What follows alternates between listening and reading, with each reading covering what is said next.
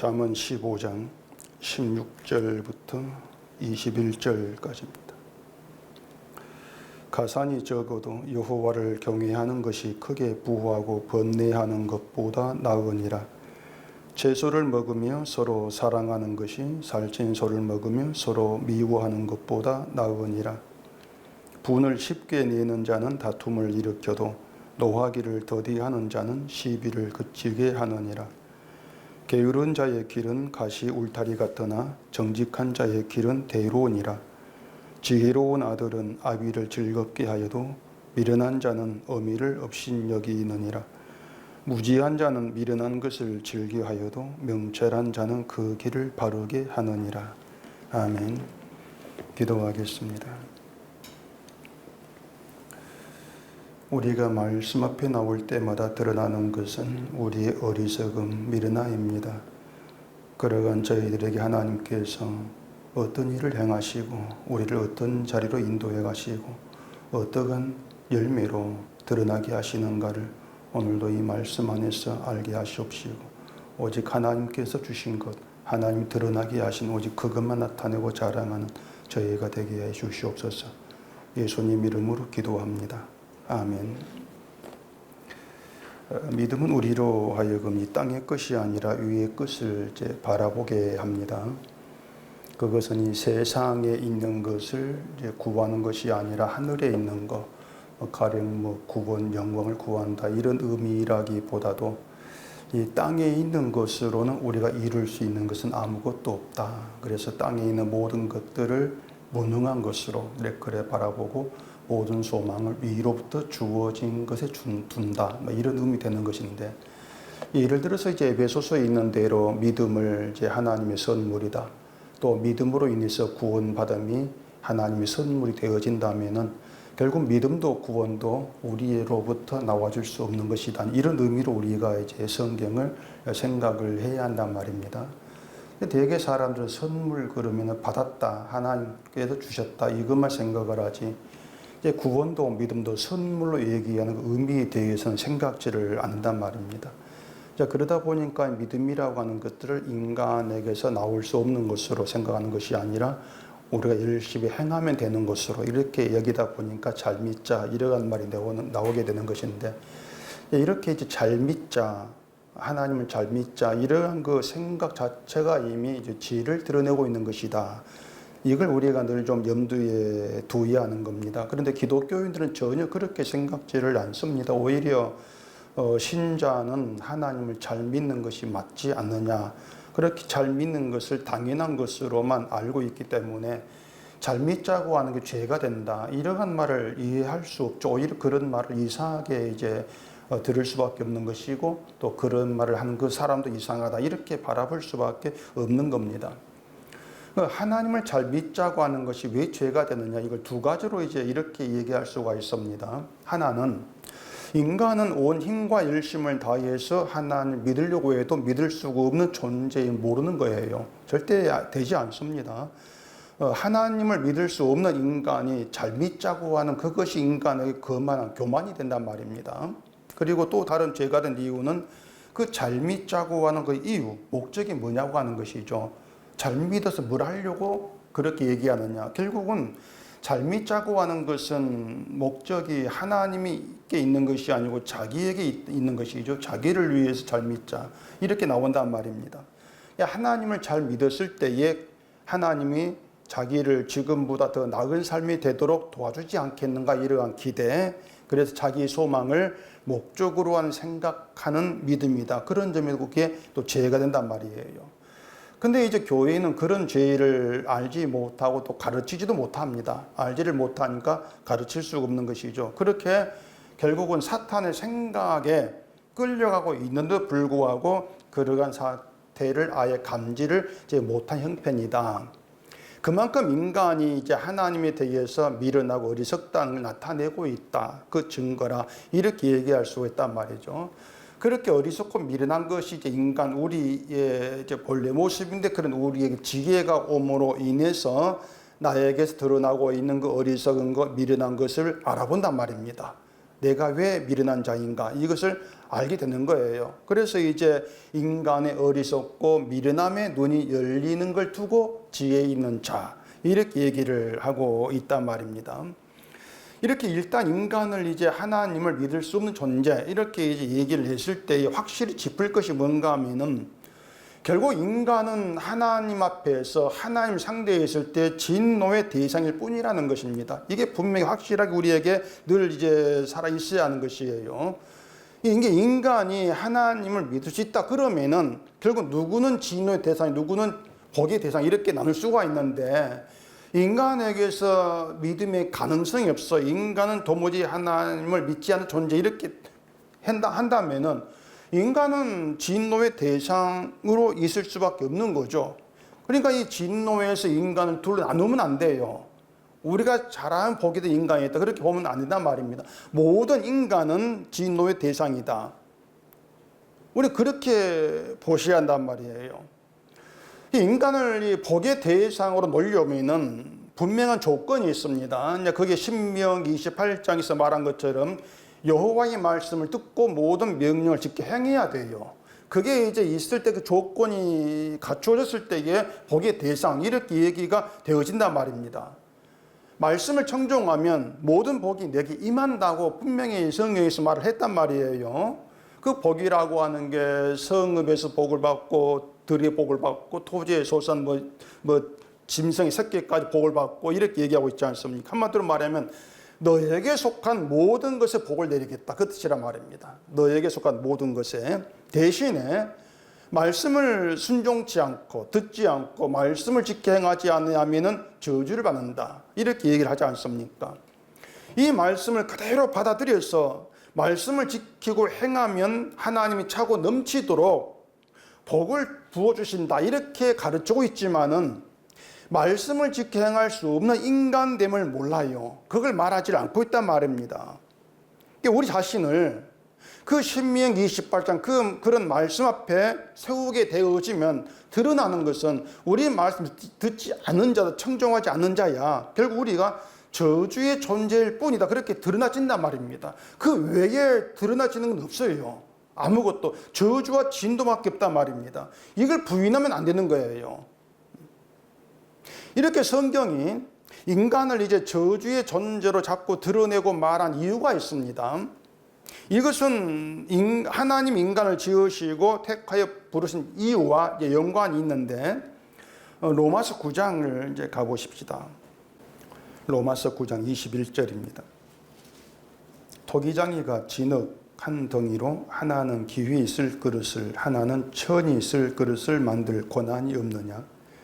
만일 하나님이 그의 진노를 보이시고 그의 능력을 알게 하고자 하사 멸하기로 준비된 진노의 그릇을 오래 참으심으로 관용하시고 또한 영광 받기로 예비하신 바 긍휼의 그릇에 대하여 그 영광의 풍성함을 알게 하고자 하셨을지라도 무슨 말을 하리요? 자, 이런 내용입니다. 통이장기가 진흙으로 그릇을 만드는데 이제 사용 용도를 둘로 이제 나누어서 만단 말입니다. 하나는 진노의 그릇이고 하나는 긍휼의 그릇이다 이렇게 되어 있죠. 진노의 그릇이 천이 쓰는 그릇이고 긍휼의 그릇이 귀히 쓰는 그릇인데 그릇의 그 재료 자체는 같아요. 진흙으로 만들어졌다 이건 같은데 하나는 천이 쓴다. 진노가 담겨 있기 때문에 또 하나는 귀히 쓴다. 그건 긍휼의 그릇이기 때문에 이렇게 이제 나누어진단 말입니다. 그 진노의 그릇의 용도, 그 용도가 뭔가 하면은 하나님의 진노를 보이고 심판의 능력을 알게 하려고 이미 멸하기로 준비된 그릇이에요. 진노만 담겨 있죠. 그래서 인간이 왜 진노를 받고 멸망을 받아야 되는가 이것을 나타내 보이는 그런 용도의 그릇으로 만들어졌단 말입니다. 그러니까 이미 진흙으로 그릇을 만들면서 너는 깨뜨려 버릴 거야. 그 용도의 그릇으로 만들고 있는 것이죠. 반면에 긍휼의 그릇은 똑같이 진흙으로 만들어진 그러한 그릇인데 그 용도가 뭐냐면은 하나님의 영광의 풍성함을 알게 하는 용도란 말입니다. 그 영광의 풍성함을 알게 해서 하나님께 영광이 되는 용도로 만들었단 말이에요. 그러니까 한마디로 말하면 진노의 그릇에는 하나님의 진노가 담겨 있습니다. 긍휼의 그릇에는 하나님의 긍휼이 담겨 있단 말이에요. 그런데 그 긍휼의 그릇에 긍휼만 담겨 있는 것이 아니에요. 똑같이 진노가 담겨 있는데 긍휼의 그릇은 진노와 함께 긍휼이 함께 담겨 있다고 한단 말입니다. 진노와 함께 긍휼이 담겨 있다. 왜냐하면은 진노와 함께 긍휼이 담겨 있어야만이, 그래야 멸하기로 작정된 진노에서 건진받은 것이 긍휼 때문이다. 이걸 알 게 아니냐 그 말입니다. 진노가 없으면은 자기 긍휼만 자랑을 해요. 근데 진노가 있으면은 그 진노에서 건진받은 긍휼을 자랑한단 말입니다. 그게 완전히 다르게 돼 있단 말이에요. 진노를 모르면은 자기 진노를 모르기 때문에 난 긍휼 받았어, 왜 내가 잘했어, 이렇게 나갈 수밖에 없는 거예요. 근데 진노가 있으면은 내가 잘했어, 이게 못 나와요. 진노에 막혀버린단 말입니다. 그랬을 때 나는 잘한 게 없는데 하나님의 긍휼이 나를 진노에서 건졌다. 그게 하나님의 영광의 풍성함을 알게 되는 것이라, 그 뜻이란 말입니다. 그렇기 때문에 이제 이 성경이 인간을 반드시 저주의 존재로 말해야 될 이유가 바로 이것이란 말이에요. 긍휼의 그릇으로 만들었어.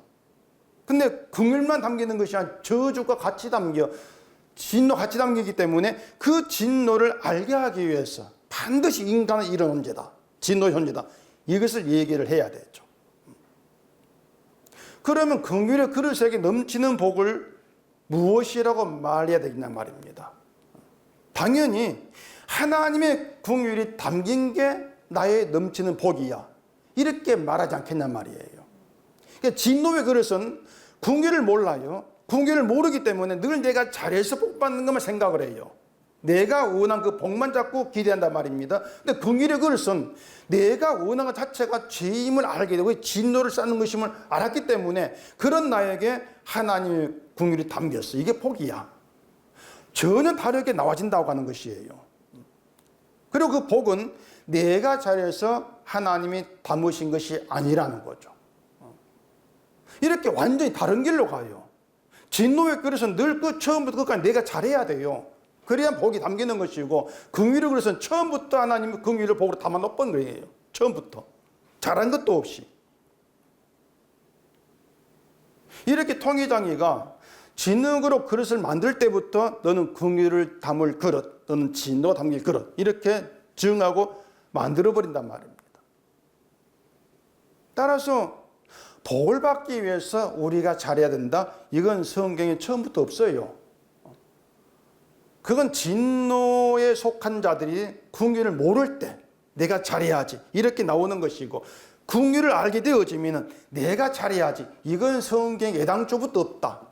여기에 눈이 열리게 돼요. 자, 저주의 그릇에 담긴 것은 저주밖에 없다 그랬어요.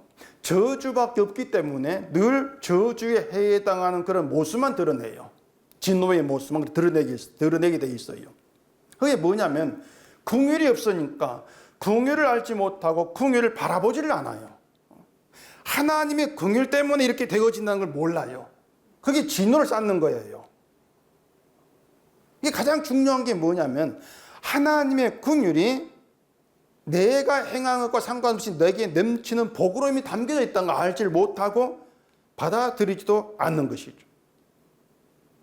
물론 이제 기독교인들이기 때문에 긍휼이 복이다, 이걸 인정을 하죠. 그걸 안다고 말을 합니다. 그런데 긍휼이 복의 충만이야, 오직 그것만 가지고는 불만이란 말입니다. 그것만 가지고 안 되겠다 나온단 말이에요. 하나님의 복은 영과 육의 충만, 영과 육의 복이야. 자꾸 이렇게 얘기하면서 긍휼이 영의 복이라면은 세상 것이 넘치는 육의 복도 하나님 주신다, 이렇게 고집하지 않습니까? 그러면서 마음이 똑같이 영의 복, 육의 복으로 가는 것이 아니에요. 마음은 오직 육의 복으로만 향해 있지 않습니까? 이게 저주의 그릇다움이에요. 너는 진노의 그릇이니까 그 진노의 그릇다움을 그런 식으로 드러낸단 말입니다. 보면 16절에 보면은 이렇게 얘기합니다. 가산이 적어도 여호와를 경외하는 것이 크게 부하고 번뇌하는 것보다 나으니라. 채소를 먹으며 서로 사랑하는 것이 살찐 소를 먹으며 서로 미워하는 것보다 나으니라. 우리가 잠언을 삶의 지혜 이렇게 얘기하는데, 이런 내용을 보면 정말 이 잠언이 삶의 지혜구나 이런 느낌을 많이 받을 거예요. 누가 들어도 그래요. 그래, 맞다. 가난하게 살아도 여호와를 경외한 자가 되어서 천국 가는 것이 부자로 번뇌하다가 지옥 가는 것보다 낫지 않느냐, 이렇게 우리가 생각한단 말입니다. 요즘은 뭐 건강 때문에 고기를 멀리하고 채소를 이제 먹는 사람도 많다고 하는데, 이제 고대 사회에서 채소를 먹는다는 것은 가난 그 뜻입니다. 가난하다. 고기를 못 먹어요.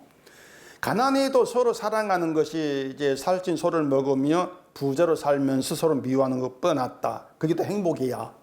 우리 생각으로 다 그렇게 이제 인정하지 않습니까? 그래, 이런 내용을 보면서 이게 맞아, 이게 삶의 지혜야. 우리가 그렇게 돼야지. 그래, 맞아. 그러면서 뭘 원하는가 하면은 부자 되는 걸 원해요. 이게 맞아, 그렇게 살아야지. 그러면서도 부자 되는 건 늘 그쪽으로 마음이 간단 말입니다. 번뇌해도 좋아. 서로 미워 좋아. 그래도 좋으니까 부자로 살아봤으면 좋겠다. 이게 우리의 솔직한 이제 심정이라고 할 수 있을 거란 말입니다. 근데 또 한편으로 생각해 보면은 가산이 적다고 해서 다 여호와를 경외하는 게 아니지 않습니까? 마찬가지로 채소를 먹으면 산다고 해서 서로 사랑하는 것도 아니에요.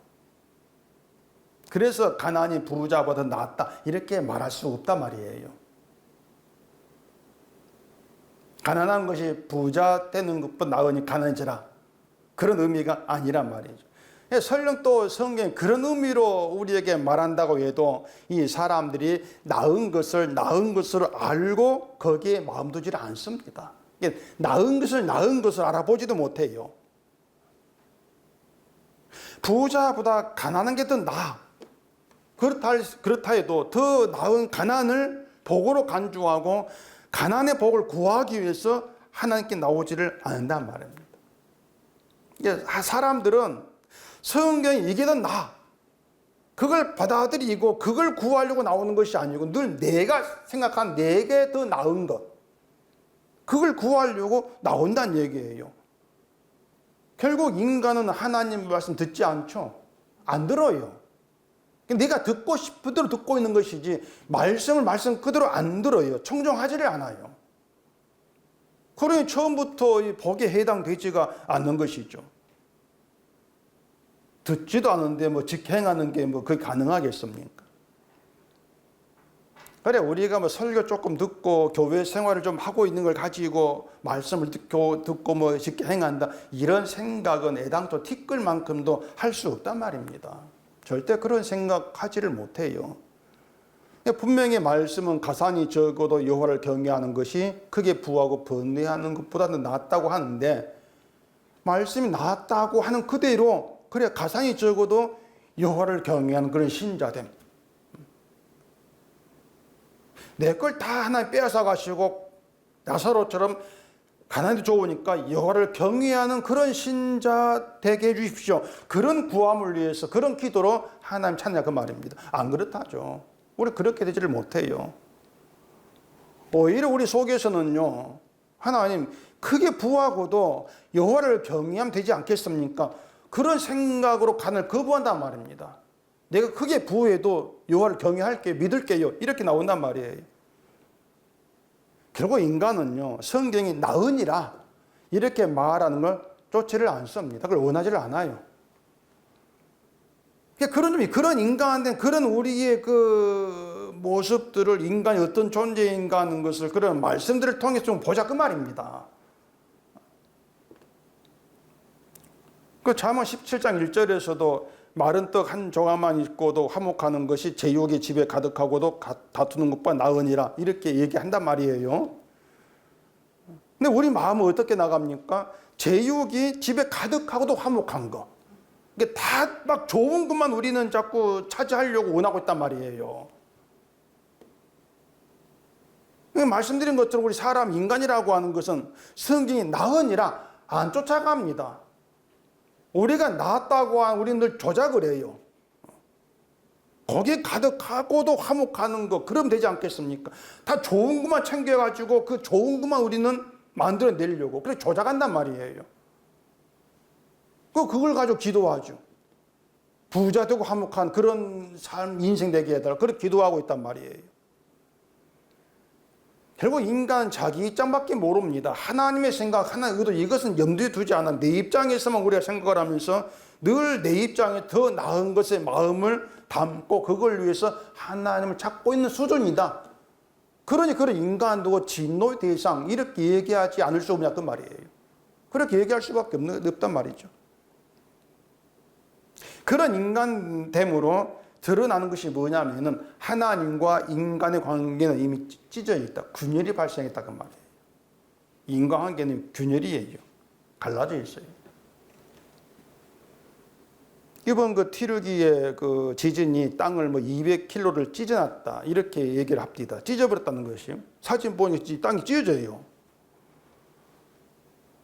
사람들이 지진으로 무너진 것을 복구할 수 있죠. 근데 복구한다 할지라도 찢어진 땅을 원상태로 붙이지를 못합니다. 누가 그걸 붙이겠습니까? 이게 하나님과 인간의 관계란 말이에요. 하나님과 인간의 관계는 선악과를 먹은 것을 찢겼습니다. 찢어졌어요. 갈라졌어요. 이 관계를 다시 원상태로 붙여놓을 능력도 힘도 우리에게는 없습니다. 뭘 가지고도 하나님과 갈라 찢어진 그 관계를 우리는 붙여놓지를 못해요.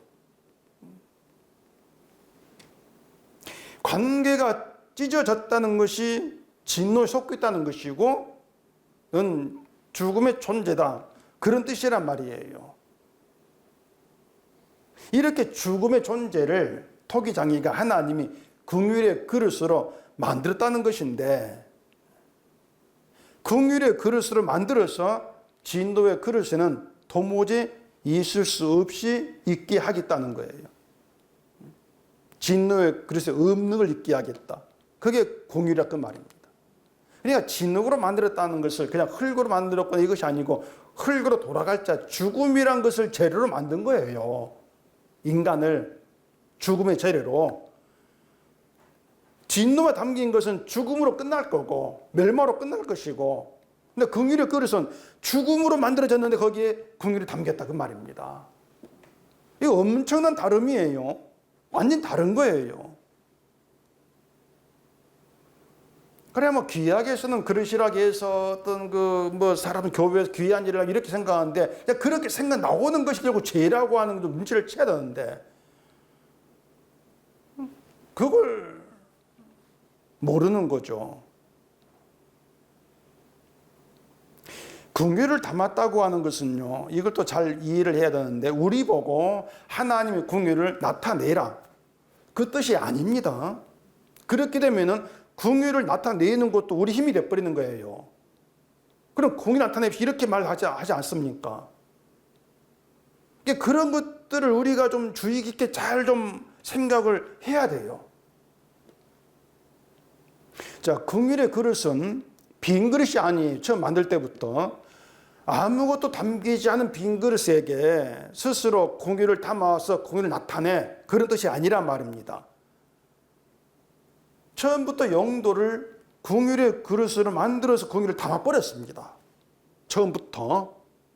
그 그릇 할 일은 나에게 담긴 긍휼을 흘러내는 거예요, 그냥. 이게 가능한 것이 뭐냐면은 하나님과 인간은 찢겨진 관계가 긍휼로 메워졌어요. 긍휼로.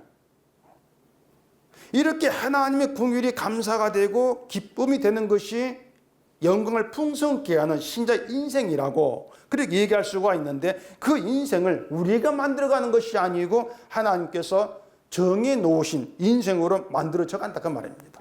그 길로 이끌려 간다고 하는 것이에요.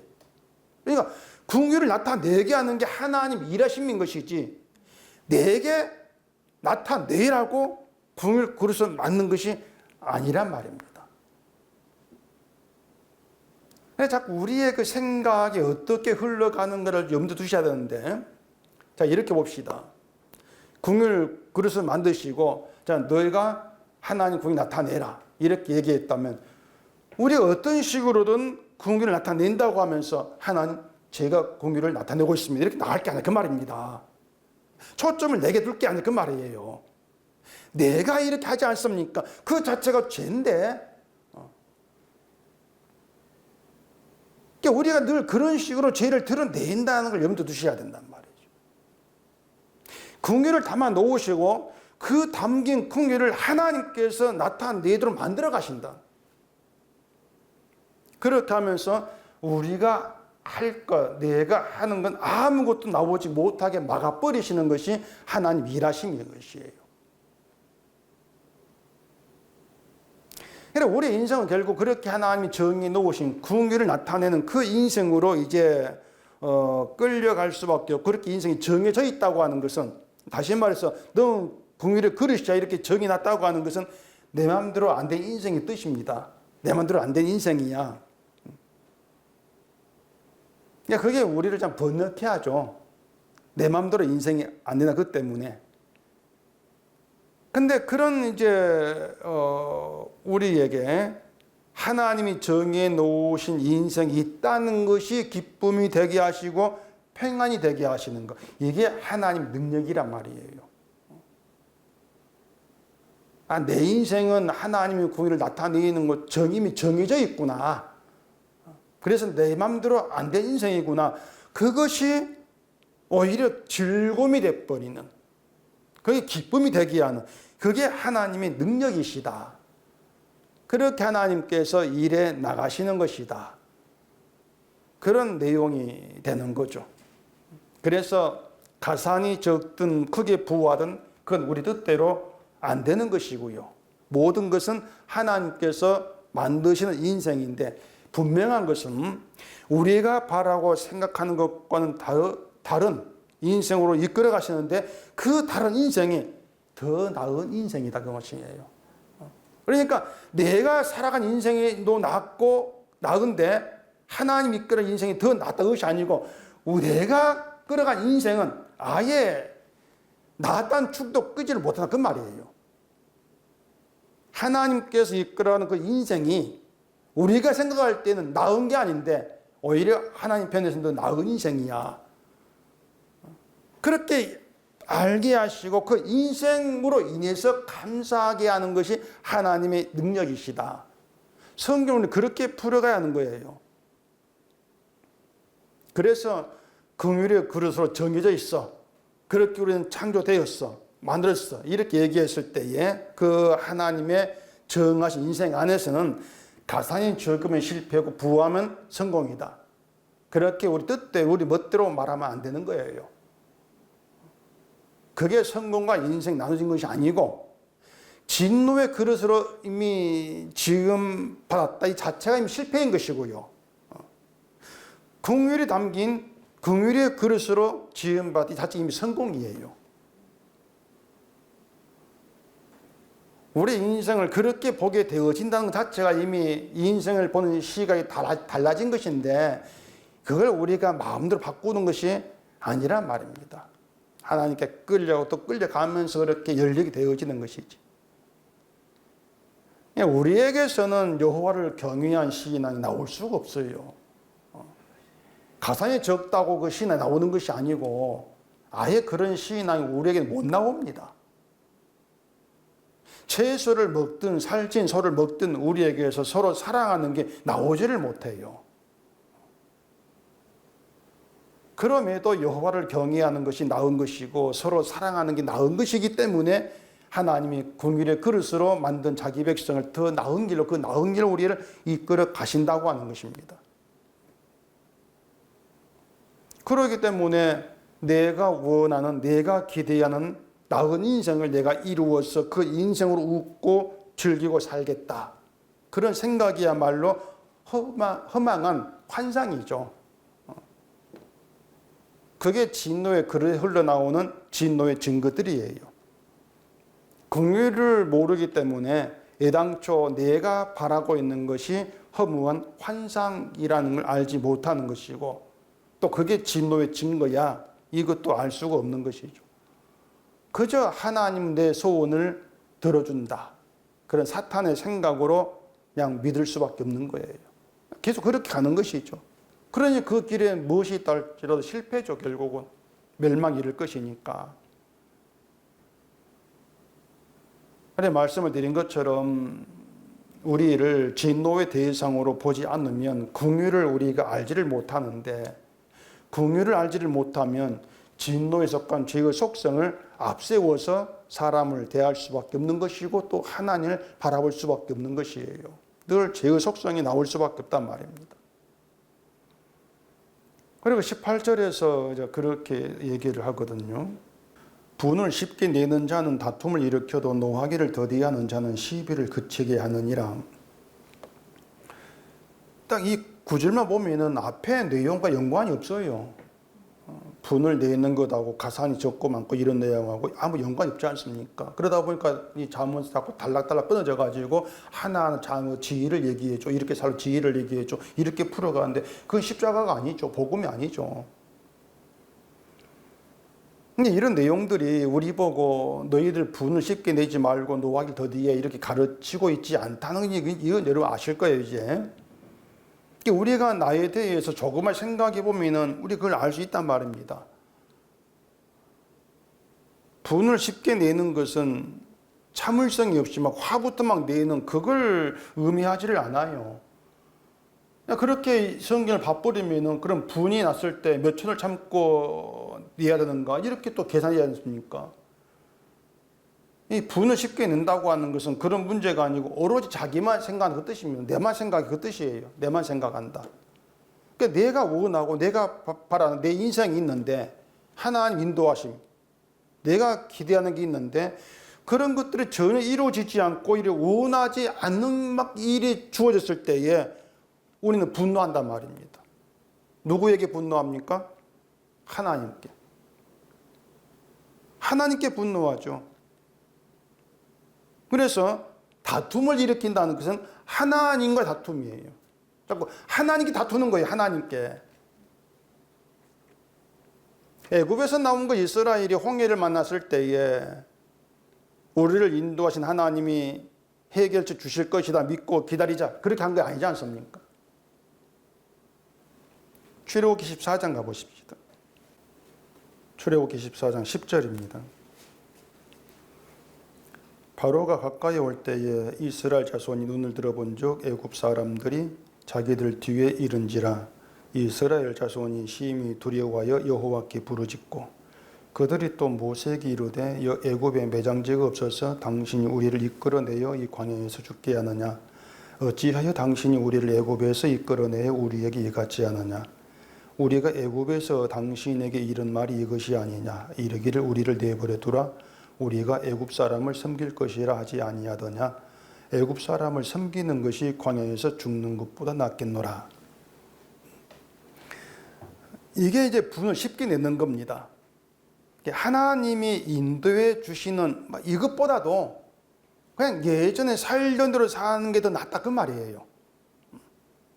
하나님 인도했는 이게 뭐냐 그 말이죠. 하나님과 다투는 거예요 지금. 모세 원망이. 자, 이리 보세요. 하나님 이스라엘을 홍해로 인도하셨다 할지라도 이스라엘 백성이 홍해에 도착하기 전에 하나님 미리 홍해 바다를 열어놓으면 얼마 좋겠습니까?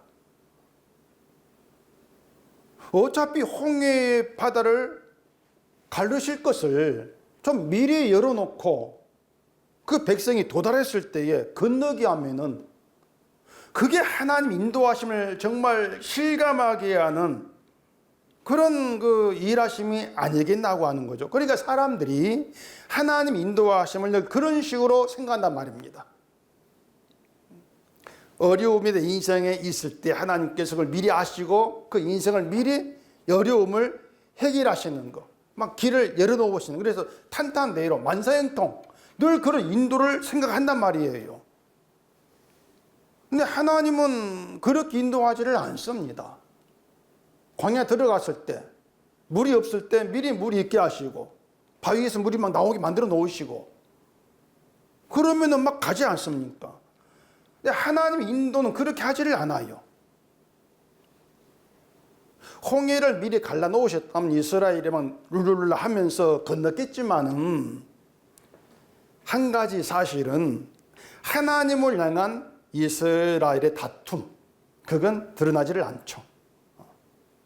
원망하고 다투고 분을 쉽게 내는 그 이스라엘의 그 악한 본성, 이건 감춰져 있을 거란 말입니다.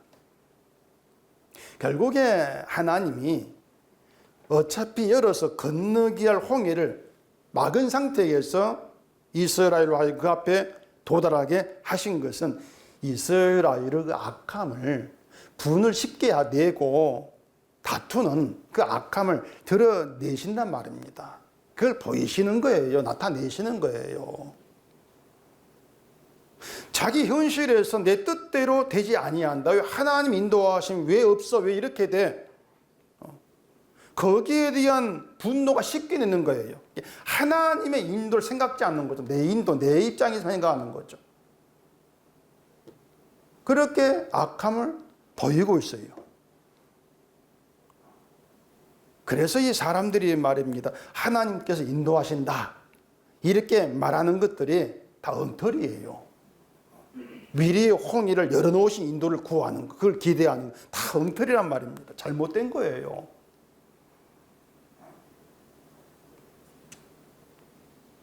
하나님께서 자기 백성을 인도하시는 인도하심이 뭐냐면은 하나님 백성이라고 하는 것은 말씀드린 것처럼 긍휼의 그릇으로 만들어낸 겁니다. 만들어 놓은 거예요. 그게 한 백성이에요. 그 긍휼의 그릇으로 만든 자기 백성을 죄를 드러내고 죄가 드러내게 하면서 인도하신단 말입니다. 왜냐하면 긍휼의 그릇에 담긴 긍휼을 나타내는 게 하나님의 용도, 의도이기 때문에 긍휼을 나타내게 하시는 것으로 영광 받으시는 것이 하나님의 뜻이기 때문에, 그게 하나 기쁨이기 때문에, 그러기 위해서는 뭐가 있어야 한다고요? 진노가 드러나야 돼요. 자기를 진노인지로 봐야 돼요. 그래야 긍휼로 나아가니까. 그러니 하나님 인도하심은 우리 형통이 아니라 죄가 드러나는 늘 그런 인생으로 인도해 가신다. 그게 하나님 일하심 형통이에요. 인생을 그렇게 좀 보게 되어지는 것이 긍휼의 그릇에 행하신 하나님의 일하심이란 말입니다. 앞에는 홍해가 막히고 뒤에는 애국군대가 쫓아오는 그 상황. 그걸 생각해 보세요. 앞뒤가 막혔단 말입니다. 벗어날 구멍이 없죠. 그런 상황에서 매일 새벽 기도했고 주일 지키고 11조하고 충성 봉사하면서 높이 쌓아올린 신앙의 탑들, 그 높은 신앙의 탑들이 무슨 능력을 발휘하냐 그 말입니다. 아무 소용이 없지 않습니까?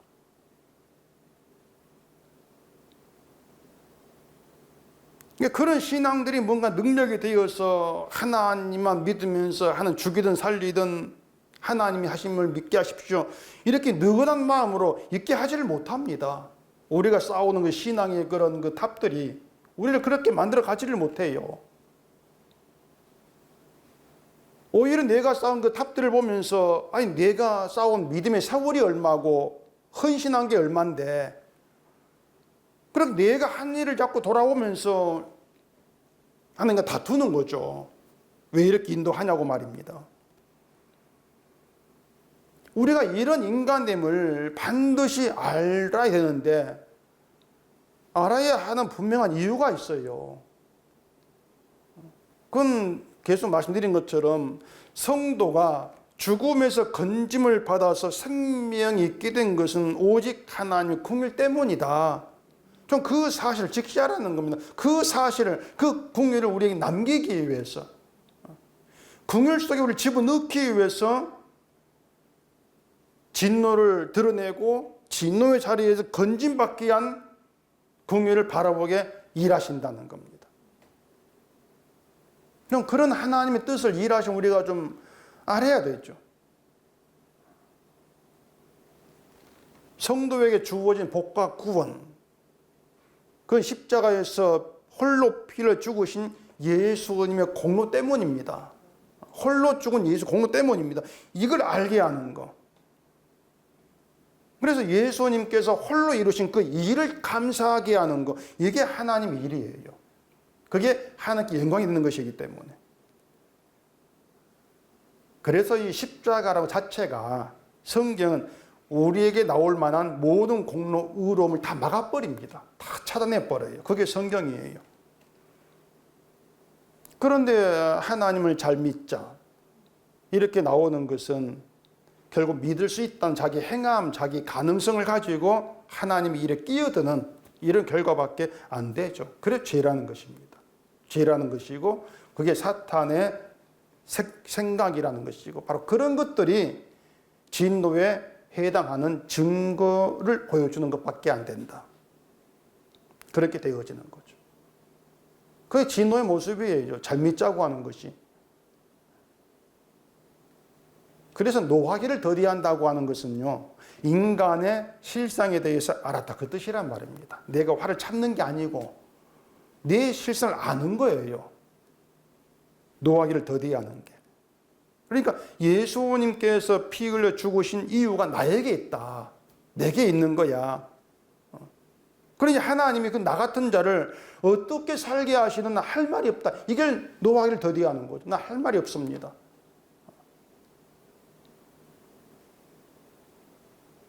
결국 그것이 하나님과 시비를 그치는 거지 않습니까?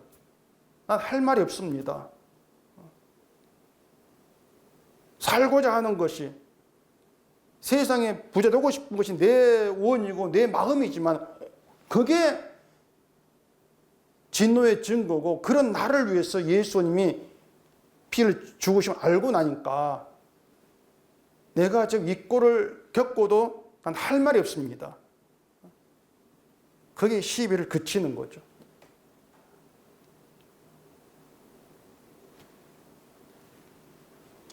결국 이것도 우리가 시비를 그치는 게 아니에요. 하나님 안 다툴래요. 그렇게 나오는 것이 아니고 우리를 십자가로 끌어가서 긍휼을 보게 하시는 하나님의 능력으로 시비가 그쳐진단 말입니다. 하나님의 능력으로. 그래 우리가 성경을 이제 이렇게 보기 때문에는 신자로 산다는 재미가 없어요. 정말 재미가 없습니다. 아무 재미가 없어요. 왜냐하면 이 어떤 신자로 사는 그 믿음에 내가 원하는 것이 하나도 들어있지 않지 않습니까? 그게 무슨 재미가 있겠어요? 부하면서 여호와를 경외하고 살찐 소를 먹으면서 서로 사랑하고 이런 행복, 그 행복이 들어있지를 않아요. 그저 성경 여기를 펼치고 저기를 펼쳐도 나의 진노 모습, 이걸 알게 한다. 내가 죽음에 해당한다. 멸망에 해당한다. 저주의 존재다. 이렇게 드러난다. 그런 성경이, 그런 믿음이 무슨 재미가 있겠습니까? 그런데 그 재미없는 믿음이 하나님의 그 사랑 안에 들어가게 되어지면은 그게 즐거움과 기쁨으로 바뀌더란 얘기예요. 사랑은 들어가게 되어지면. 우리가 이제 우리 생각으로만 알 수 있는 것으로도 이 세상에서 크게 부유하고 날마다 뭐 2+1은 먹고 산다 할지라도 번뇌와 염립 사는 건 아니다 알지 않습니까? 다 알아요, 그것은요. 크게 부하다 해도 그게 만족이 되지를 못한다. 더 부하고 싶은 번뇌가 사라지지 않는다. 다 알지 않습니까? 그리고 세월이 가고 몸이 늙어갈수록 죽음에 가까워진다는 게 두려움이 되고 말입니다. 이게 아는데도 우리 마음은 늘 내가 알고 있는 걸 또 기대하고 있단 말이에요. 그러니 우리 그만큼 인간이 연약하다는 것이고 사탄 유혹에 늘 끌려갈 수밖에 없는 존재라는 것이고 때문에 그런 우리에게 하나님의 간섭과 일하심이 아니면 우리는 믿음에 대해서는 아무 말도 정말 할 수 없다는 그런 결론을 내릴 수밖에 없는 거예요. 그래서 우리가 성경 펼칠 때 진노의 자리에서 하나님이 깨닫게 하시는 것, 그것은 하나님의 사랑 안이 두려움이 없는 것이다. 두려움이 없는 것은 사랑이다. 그리고 그 사랑 안에 우리를 있게 하기 위해서 거쳐야 되는 관문, 단계, 그게 뭐냐? 하나님의 진노를 아는 것이다. 그 단계를 거쳐야만이 사랑 안에 즐거움이 있다는 것, 두려움 없다는 것, 이 내막을 알아가는 거예요. 이겁니다. 하나님의 진도가 내게 해당된다. 그 단계 없이 막 뛰어넘어가지고 궁율로 들어간다? 궁율 모르는 겁니다. 그것은요. 사랑도 모르는 거예요. 그런 식의 궁율과 사랑이라고 하는 것은 내가 주일 지키지 않고 11조를 덜 하고 그러면은 진노를 받아. 이런 식으로 자꾸 판단할 수밖에 없단 말이에요.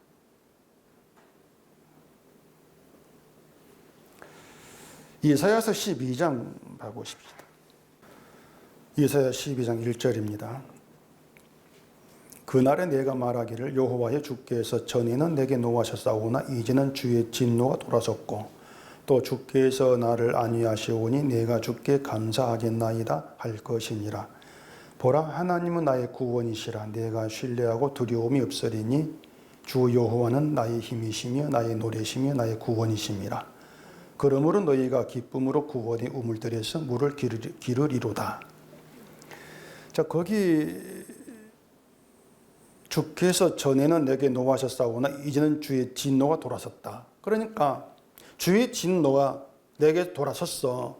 이걸 알려면은 내가 주의 진노를 받아야 돼. 이걸 알아야 하나 그 말입니다. 그걸 알아야 진노가 돌아섰다. 이게 감사되지 않겠냐 말이에요. 그러니까 하나님은 나의 힘이시고 노래이시고 구원이십니다. 이 찬송 감사가 그냥 나오는 게 아니란 말입니다. 하나님이 내게 노하셨어. 늘 나는 하나님께 노할 수밖에 없는 그 존재야. 난 진노할이 있었어. 그런데 그 주의 진노가 내게 돌아섰어. 이 단계를 거치고 나오는 게 찬송과 감사예요. 그러니까 세상을 보면서 나에게 이런 걸 주고 감사합니다. 이게 아니고요. 주의 진노가 돌아섰다는 거. 그 엄청난 사실 아닙니까? 우리 무엇으로도 주의 진노를 돌려놓을 수가 없는데 근데 내가 아무것도 한 것 없이 주의 진노가 내게 돌아섰다. 그걸 우리가 알게 되어지면은 그 돌아섰다는 것 자체 하나님의 그 일하신 그 사랑 은혜가 그 자체가 감사와 찬송이 돼요. 자, 그러면 하나님이 나에게서 우리에게서 찬송 감사가 나오게 하시려면 어떻게 하실까? 그래 생각해 보세요. 답은 간단해요. 나에게서 그 하나님께 만족이 기쁨이 있는 찬송 감사가 나오게 하시려면은 하나님을 노하게 하고 있고 늘 진노를 받아야 될 자가 나라는 것을 드러날 수밖에 없어요. 그걸 드러나고 알게 하는 현실로 우리 이끌어간단 말입니다. 그러니 우리 인생이라고 하는 것 죄가 드러나지 않은 그 인생은 없어요. 인생 하나하나가 늘 죄가 드러나고 있습니다. 모든 사건을 하나하나가 진노를 받을 자가 나구나. 이걸 늘 보여주고 있어요. 그렇게 인도에 가요. 막힌 홍해로 이스라엘을 인도에 가신 것처럼 내가 원하고 바라고 기대한 모든 일이 막혀버리는 거, 안 되는 거, 넘어지는 거, 실패하는 거, 그걸 포기하고 그런 인생으로 끌어가시면서 하나님과 다투는 그런 존재가 나라는 거. 그런 이런 하나님을 믿는 믿음이 무슨 재미가 있겠습니까? 재미가 없죠, 정말. 내가 원한 인생을 다 막아버리고 실패하게 하면서 분을 쉽게 내고 하나님을 원망하고 다투는 그런 내 실상에서 이래서 내가 하나님의 진노를 받아야 될 죄의 존재구나. 그 사실에서 피할 수 없게 만들어내버리는. 그런데 그런 나로부터 그렇게 멸망의 존재가 내가 아무리 착하게 살아 지옥 갈 존재인데 그런 나로부터 주의 진노가 돌아섰어. 그렇게 돌아서게 하시는, 돌아서는 것이 하나님의 긍휼이고 구원임을 보게 한단 말입니다. 너에게 내 긍휼을 담았기 때문에 내가 돌아선 거야. 그러니 그 가운데서는 이제 인생이 내 뜻대로 되든 안 되든 그것보다는 하나님의 궁율이 담긴 그릇으로 만들어졌다는 거. 그게 기쁨이 되게 하신단 말입니다. 그게 성도로 삼은 우리에게 일하시는 하나님이죠.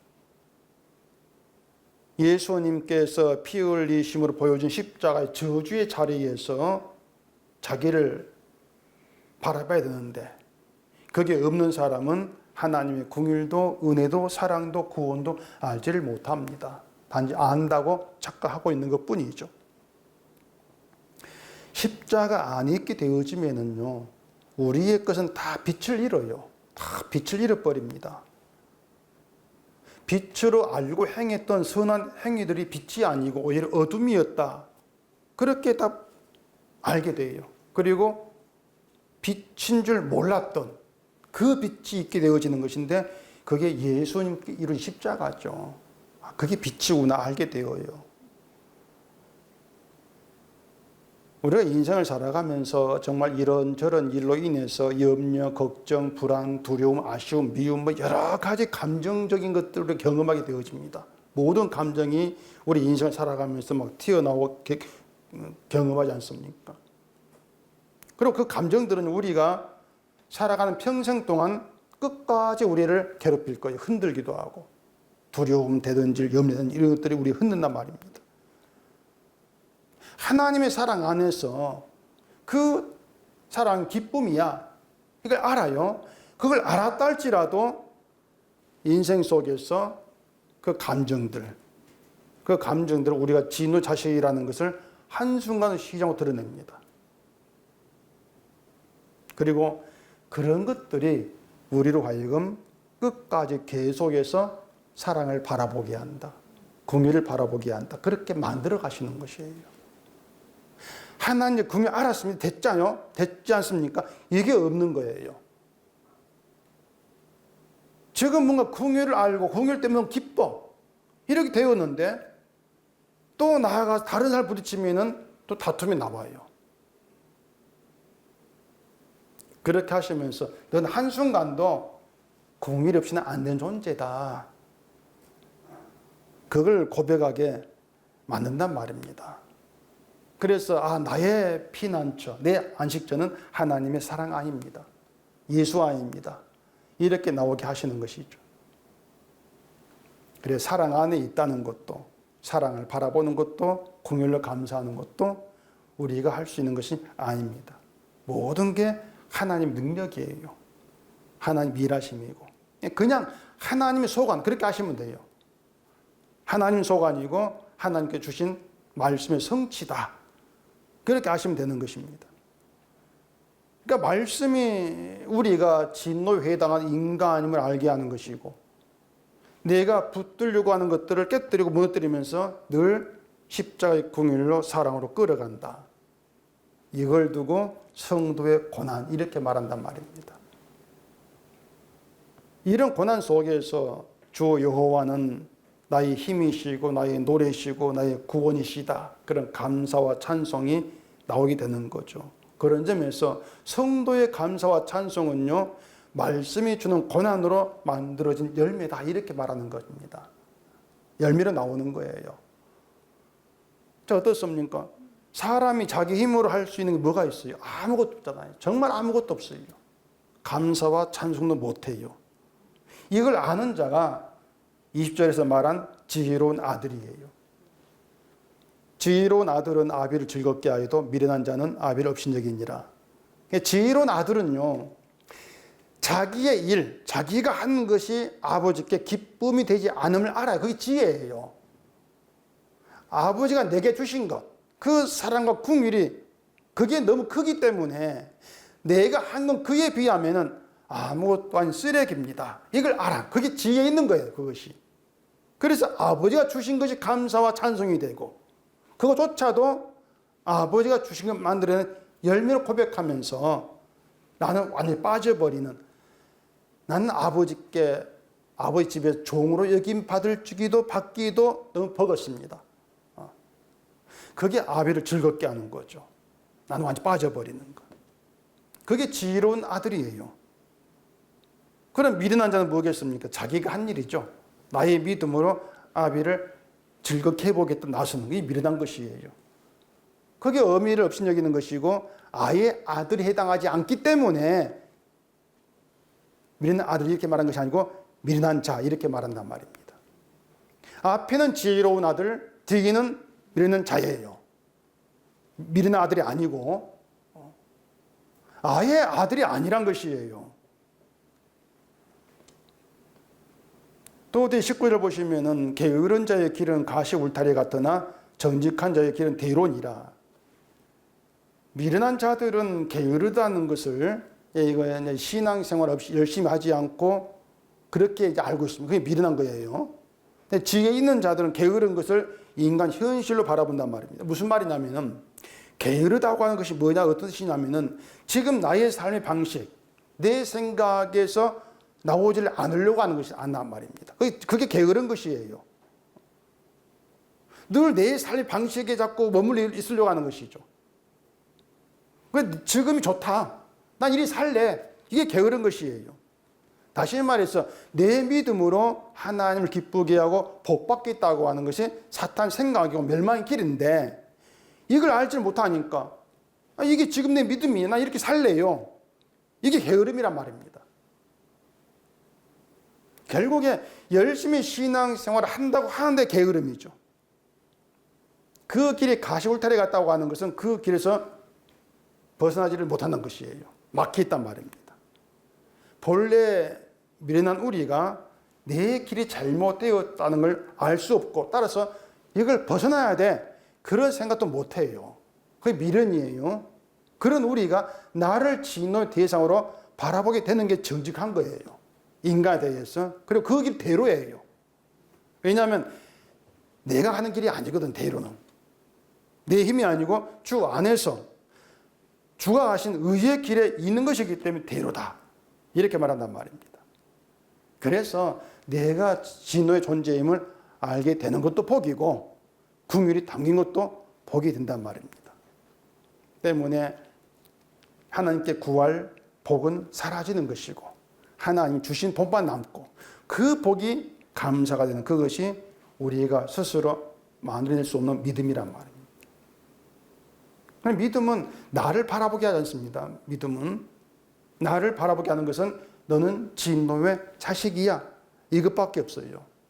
그리고 나머지는 예수님이 십자가에 다 이루신 그 이루시 동참하기 위해서 주의 진노가 돌아서고 아무것도 한 것도 없이 완전하다고 하시는 그 주의 구원의 우물에서 기쁨으로 물을 깃게 하는 그것만 있게 되어지는 것이죠. 그게 믿음이에요.